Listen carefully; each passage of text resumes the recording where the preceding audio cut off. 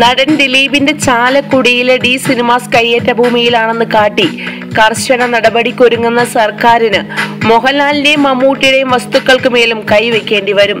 Harippad Madhava junction സമീപമുള്ള വൃന്ദാവൻ ഗാർഡൻസിൽ മോഹൻലാലിന് വേണ്ടി ആന്റണി പെരുമ്പാവൂരിന്റെ മേൽനോട്ടത്തിൽ നിർമ്മാണം നടത്തിക്കൊണ്ടിരിക്കുന്ന മൾട്ടിപ്ലക്സ് തിയേറ്ററിനായി അനധികൃതമായി തോട് കയ്യേറി പിച്ചിങ് കെട്ടി മുകളിലേക്ക് ഉയർത്തുന്നതായാണ് ആക്ഷേപം. മമ്മൂട്ടിയുടെ എറണാകുളത്തെ ചിലവന്നൂരിനടുത്തെ 1 ഏക്കർ ഭൂമിയിലെ 17 സെന്റ് കായൽ പുറമ്പോക്ക് കയ്യേറിയതാണെന്നാണ് പരാതി.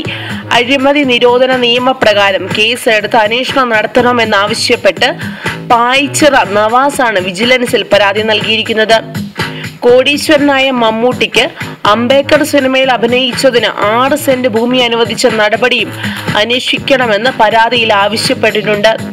സൂപ്പർ താരങ്ങൾ ഉൾപ്പെടെയുള്ള കൂടുതൽ താരങ്ങൾക്കെതിരെ ഇത്തരം പരാതികൾ ഉയർന്നു വരുന്നതിൽ ഞെട്ടിത്തരിച്ചിരിക്കുകയാണ് ഇപ്പോൾ സിനിമാ ലോകം. കൂടുതൽ ചലച്ചിത്ര രംഗത്തെ വാർത്തകൾക്കായി സബ്സ്ക്രൈബ് ചെയ്യുക മലയാളം ന്യൂസ് ടൈം.